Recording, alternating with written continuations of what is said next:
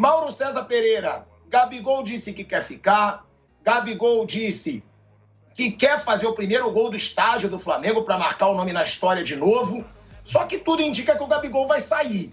Eu vou colocar aqui a declaração do Gabigol e depois quero escutar o Mauro César Pereira aí sobre essa declaração e sobre o que ele sabe ali nos bastidores, se realmente tem fundamento que o Felipe Luiz quer a permanência do Gabigol, isso pode ajudar ele a ficar ou não. Está decidido que o Gabigol vai sair do Flamengo. Vamos ouvir aí o Gabigol dando entrevista para as crianças no Dia das Crianças. Boa tarde. Tudo bem? Beleza? Tudo bem? Meu nome é Heitor, tenho 12 anos. Gabigol, qual é a sua expectativa de jogar no novo estádio do Flamengo? Boa pergunta. Minha expectativa é enorme. Espero poder jogar no estádio do Flamengo, com a camisa do Flamengo. Quem sabe, mais uma vez, marcar meu nome, fazendo o primeiro gol no estádio do Flamengo. Claro, se isso acontecer, eu vou ficar muito feliz. E estou muito feliz com esse projeto do estádio. Creio eu que o Flamengo merecia ter um estádio. Vai ter um dos maiores estádios, se não for o maior, do Brasil. E estou muito ansioso para que isso aconteça. Aí, ó, é o Gabigol falando dessa situação do estádio. Mauro, é uma situação meio bizarra do Gabigol no Flamengo, né? Porque o Gabigol não estava jogando nada por um ano. Chegou o Tite, aí que ele não jogou mesmo, ficou puto, ficou brabo, e aí passou a ser visto como carta fora do baralho no Flamengo pro ano que vem. Só que entra o Felipe Luiz, começa a dar chance pro Gabigol. Agora, até o pai do Gabigol disse que ele voltou a ter ânimo, o ânimo voltou pro garoto, e agora o Gabigol já fala em ficar, fazer o gol do novo estádio do Flamengo. Dentro do Flamengo, Mauro, tá decidido que o Gabigol sai? E outra, é uma incógnita já que vai mudar a diretoria, né, Mauro César Pereira? Não está decidido. O contrato dele acaba no final do ano e a priori ele vai embora. Só isso. Ninguém sabe quem é o novo presidente. Não acredito que o Felipe Luiz tenha feito esse pedido. Se fez, não tem esse direito. Ele é o técnico do time profissional, não é ele que paga o salário do Gabigol.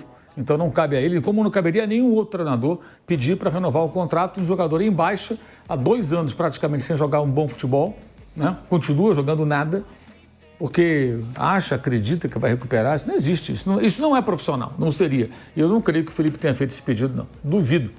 Se fez, nossa, ficaria muito decepcionado, porque não seria a postura de um técnico que trabalha com viés de profissionalismo na veia, que é o quê? Tá bem, tá bom. Em qualquer atividade humana profissional, gente. Se o cara tá bem, vai ganhar mais, vai se destacar. Se o cara trabalha mal, se ele não perder o emprego, ele vai ficar ali estagnado, vai ganhar menos, vai produzir menos. É assim que funcionam as coisas na vida. E ninguém sabe qual vai ser o futuro, mas a tendência é ele sair. Os candidatos não falam abertamente sobre isso, porque sabem que o Gabriel, né, melhor dizendo, o Gabigol deixou de existir há algum tempo, né? Mais o Gabriel. E não é ironia, é fato, né? Para você chamar Gabigol, tem que meter gol. O cara que chama Gabigol, que não faz gol, não é Gabigol, é Gabriel, né? Se é um gol no Flamengo, seria o Pedro Gol, então. Pedro Gol está machucado, então é Gabriel. Mas o fato é que o Gabriel tem um contrato até o final do ano, mas ele tem muitos fãs.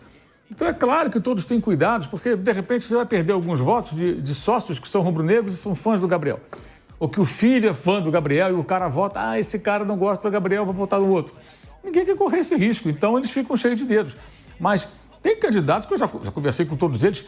Você conversa em off com eles, não agora, não, mas antes mesmo da campanha, todos eles, em algum momento, têm ali alguma crítica para fazer. Alguns veementes, de não gostar do comportamento. Isso aí, é óbvio. O próprio Landim. O Landim falou para mim numa entrevista que eu fiz com ele sobre o estádio do Flamengo. Foi em novembro do ano passado. Eu perguntei aí por telefone sobre o Gabriel e ele deixou claro que não ia renovar naquelas bases que o departamento de futebol tinha alinhavado, né? Não acertou totalmente, mas alinhavou. E realmente não renovou, ele travou. Ali aconteceu o que ele falou. Eu até duvidei. Falei, será? Mas ele de fato ele travou. Mas agora ele vai falar o quê? Não vou renovar.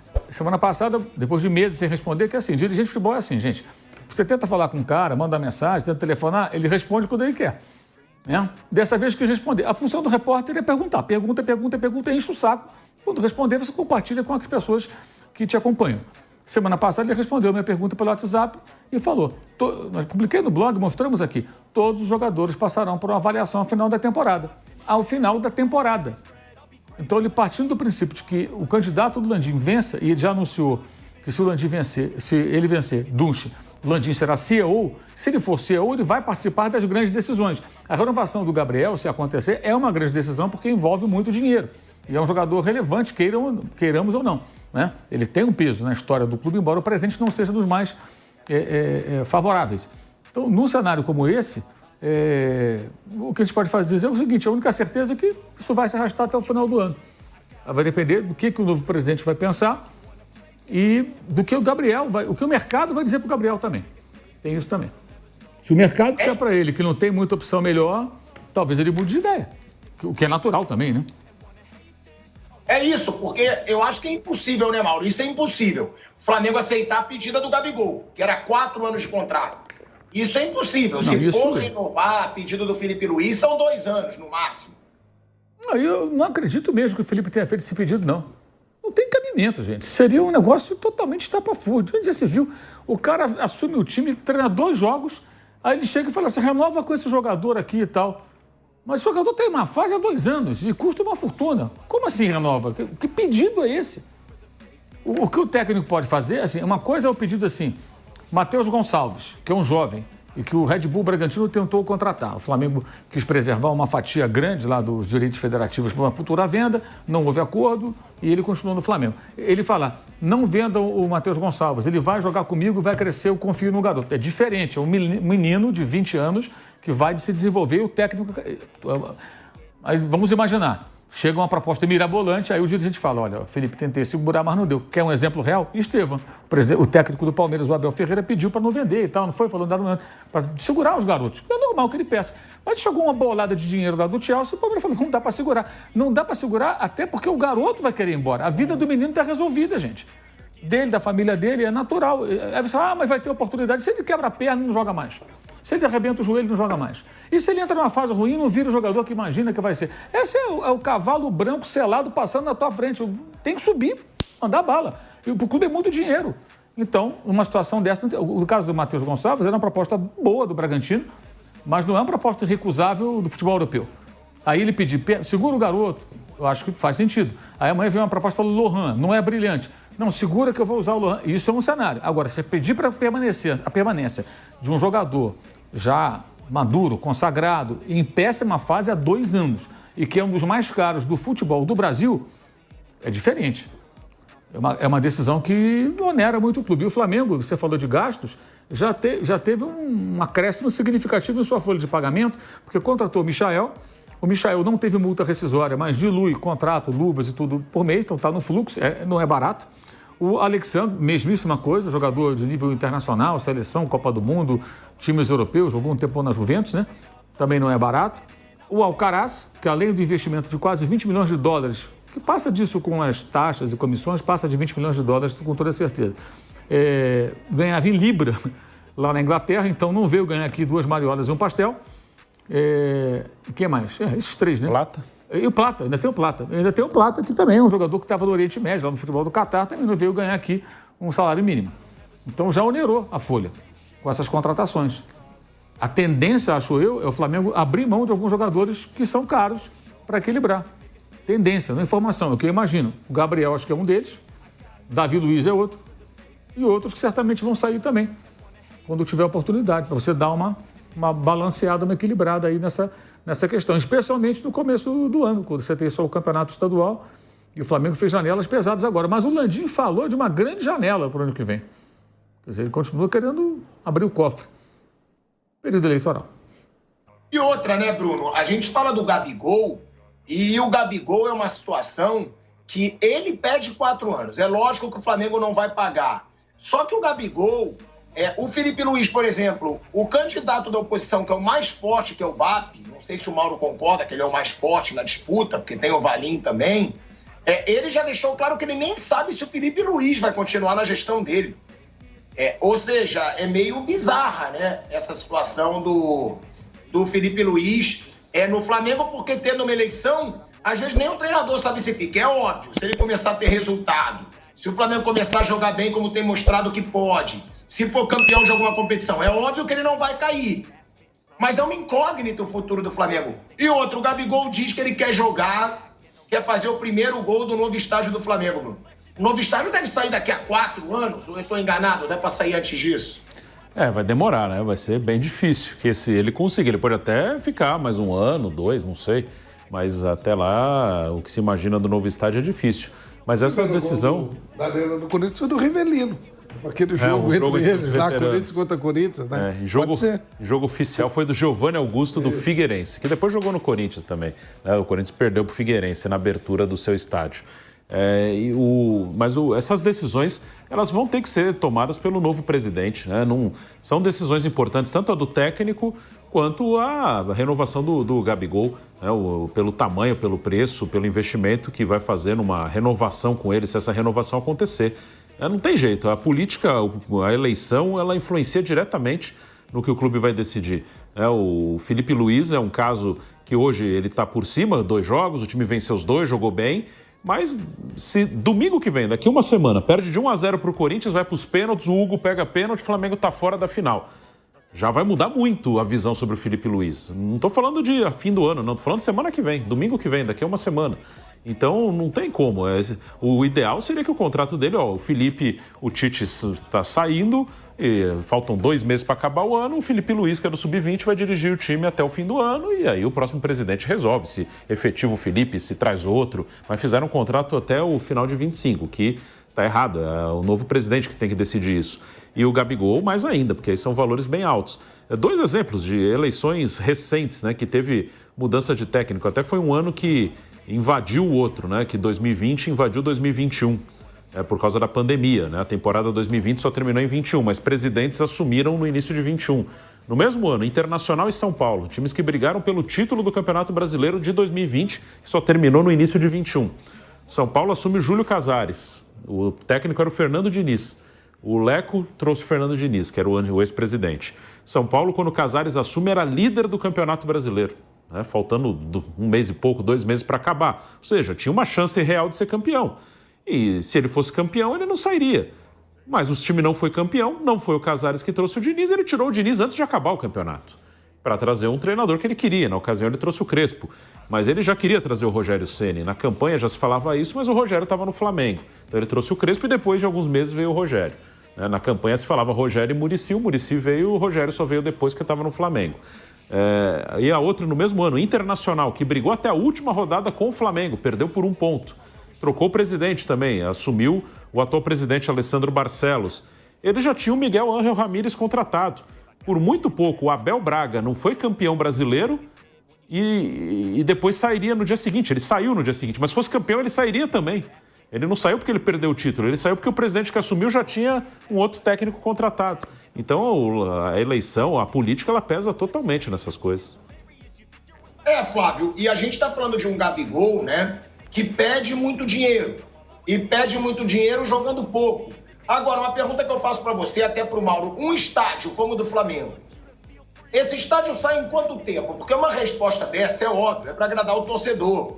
Mas eu acho que nem tem como o Gabigol estar no Flamengo ainda quando esse estádio estiver pronto. Eu não sei quanto tempo vai demorar. Deve ser pelo menos uns 5 anos para esse estádio estar pronto.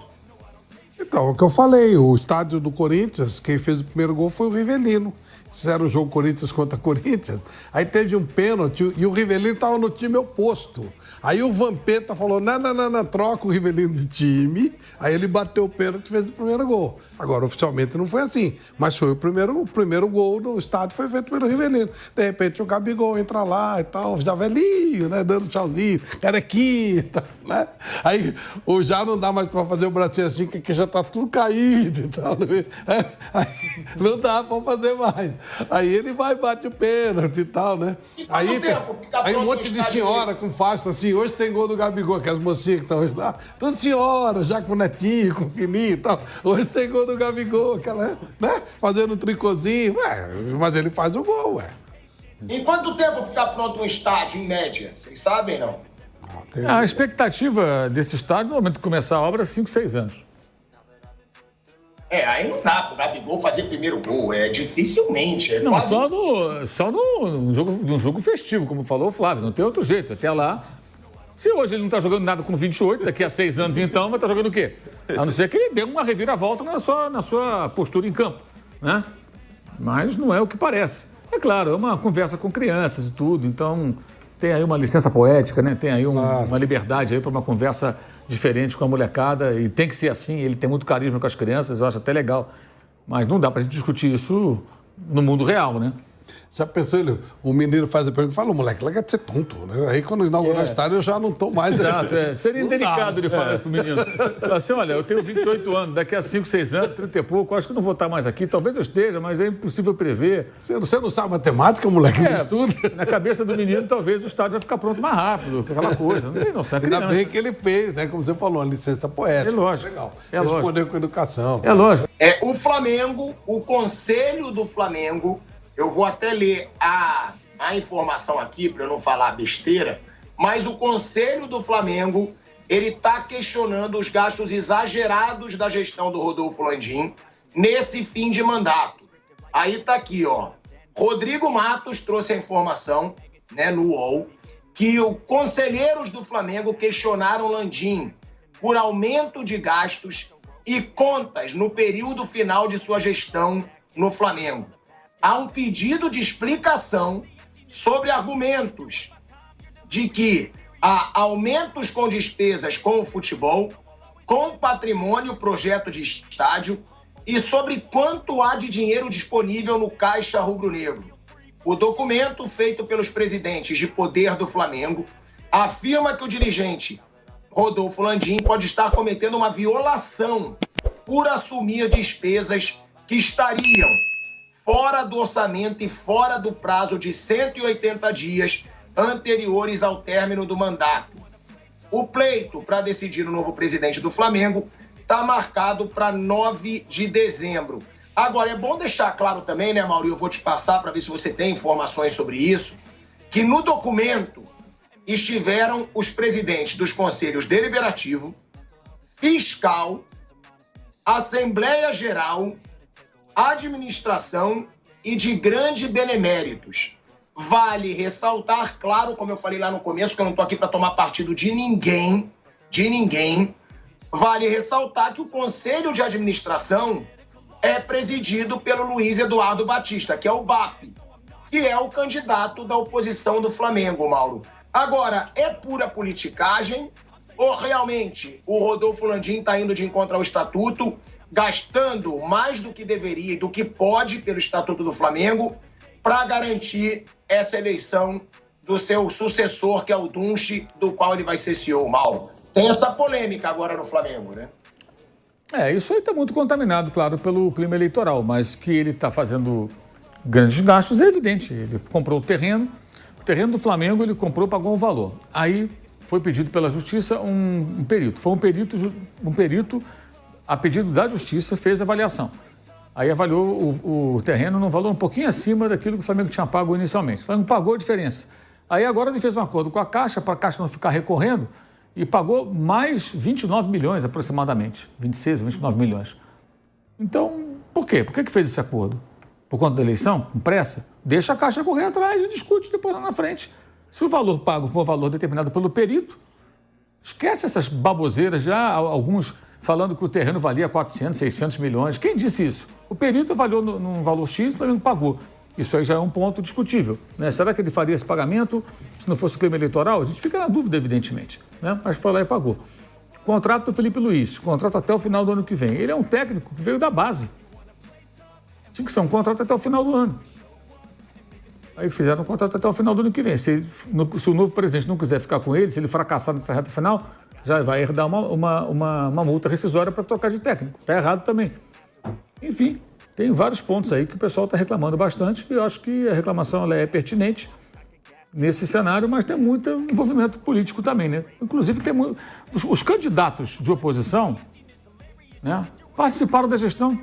Uns antes, uns depois. O Valim saiu primeiro, mas o BAP ficou lá como presidente do Conselho de Administração, o Maurício Gomes de Matos foi o vice-presidente de embaixadas e consulados, enfim. Então, também participaram. É uma situação, né, que isso é meio óbvio, né, Flávio Prado? A gente falou muito aqui no programa que o Rodolfo Landim tá mais preocupado com a eleição, o Marcos Braz estava mais preocupado com a eleição. Eu mesmo falei muito aqui e não compro barulho aí de diretoria nenhuma, nem conheço os adversários, mas estava muito nítido. Eles raramente apareciam em momento ruim. O momento do Flamengo estava ruim, era sorrisos e abraços com organizadas, eram encontros com organizadas, eram entrevistas. Era muito nítido que o foco do Flamengo estava muito mais nas competições desse ano, no que o Flamengo poderia entregar nesse ano, nas cobranças ao treinador, né, que o trabalho do Tite estava muito abaixo do que o esperado e eles não apareciam, mas estava muito mais em questão de eleição do que nisso. E agora já começa o Flamengo a ter esse clima de bastidores, que, claro, pode atrapalhar dentro de campo. Sempre quando tem uma crise fora, polêmica, bastidores políticos, isso reflete dentro do campo. A gente sabe que grupos políticos tentam tumultuar próxima eleição. Agora, se ele realmente gastou mais do que poderia, ele pode ser questionado, Flávio Prado. O que esperar dessa situação do Rodolfo Landim e o que você acha da gestão dele? A gestão Landim e Marcos Braz, que agora vai começar a ser muito mais questionada por causa desse período eleitoral. Olha, o primeiro, você não pode achar que porque você está estabilizado financeiramente que você nunca mais vai ter problemas. Obviamente que se você começar a gastar assim, né, sem nenhum tipo de controle, gastar por detalhes que são desnecessários, tipo aquilo que foi citado aqui, correr porque é um momento eleitoral e tal, você está gastando dinheiro do clube em proveito próprio e óbvio que você pode se enroscar novamente, claro. Eu divido a gestão do Landim da seguinte maneira. A parte de... Até agora, né? Até agora, o Flamengo é um clube viável financeiramente, está funcionando tudo direitinho e a coisa está indo muito bem. A parte de campo, a parte de futebol é deplorável, é terrível. É um negócio assustador. E como é assustador o fato de um cara tão incompetente como o Marcos Braz continuar tão prestigiado como o homem do futebol. E o que ele faz de lambança, o que ele cria de problemas. Imagino até que seja uma decisão coletiva. Mas a verdade é que ele que aparece como cara do futebol e a gestão do futebol é trágica, muito ruim. Essas são as notícias de hoje, pessoal. Deixe seu like, compartilhe e inscreva-se. Não se esqueça. E até o próximo vídeo. Até mais!